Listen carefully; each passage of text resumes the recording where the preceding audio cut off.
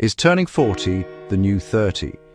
It's a question on the minds of many millennials, a generation now reaching middle age. Born between the early 1980s and mid-1990s, they are the first to bridge the analog and digital worlds. We'll explore what this modern milestone means, starting in the UK and looking across the globe.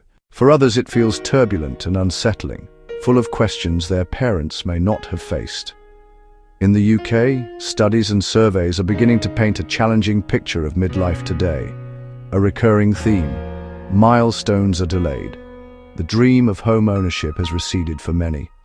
One UK study found the average age of a first-time buyer is about 8 years later than in the 1990s. That stat has knock-on effects. Longer financial uncertainty and rental stress where people once built stable equity. Work adds another layer. Many millennials entered the workforce during economic shocks, the dot-com bust and the 2008 financial crisis. The result? Less linear careers with frequent job changes, stretches of freelance or gig work, and an ongoing sense of precariousness.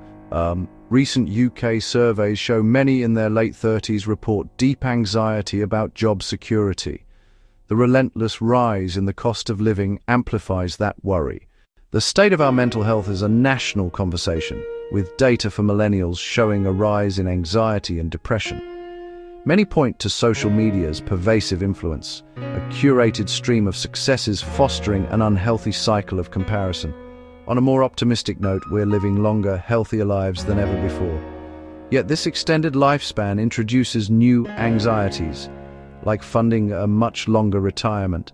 The good news is that small, manageable changes can make a profound difference. Prioritizing sleep, a balanced diet, and gentle daily exercise are powerful tools for this longer life journey. The fabric of family life has also evolved. Many are choosing to have children later or not at all. Driven by housing costs, a significant number of adults are returning to the parental home. Within families, roles are shifting, with fathers taking a more active part in childcare. These threads of work, money, health, and family are not separate, but woven together. The financial strain of renting can delay starting a family, while job stress takes a toll on health. This isn't just a British experience. These trends are echoing across other developed nations. In the United States, soaring property prices and student debt delay home ownership. In parts of Europe, the legacy of high youth unemployment has created lasting financial insecurity. And in East Asia, similar demographic shifts contribute to concerns about aging populations. The reasons are multifaceted, blending economic realities with changing cultural values. A country's social safety net can dramatically alter how midlife pressures are experienced. While the feelings are personal, the forces shaping them are often large and structural. But this isn't an entirely bleak picture. This period is also brimming with opportunity and newfound agency. The instability of many early careers has fostered resilience and adaptability. The idea of a job for life has been replaced by the possibility of retraining or even starting a new business in your 40s. So, one might reasonably ask, why is this happening now? What are the fundamental forces reshaping turning 40? The first and perhaps most significant reason is economic. Manufacturing has declined, there's been a shift to a service-based economy, and a shift to a knowledge-based economy. Globalization has made employment less stable. Asset inflation, especially housing, has outpaced wages. That gap blocks wealth building for a generation. The second great force is technology. The digital revolution changed how we work. It changed how we socialize. It changed how we think.